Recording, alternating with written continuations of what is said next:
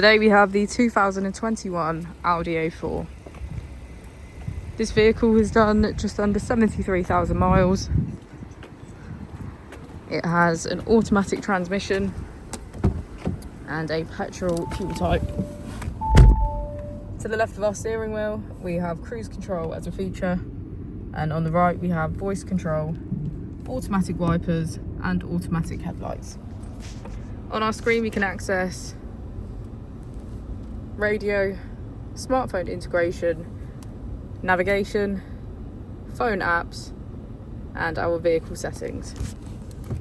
If we put the vehicle into reverse, you can see that it comes with a rear parking camera with front and rear parking sensors.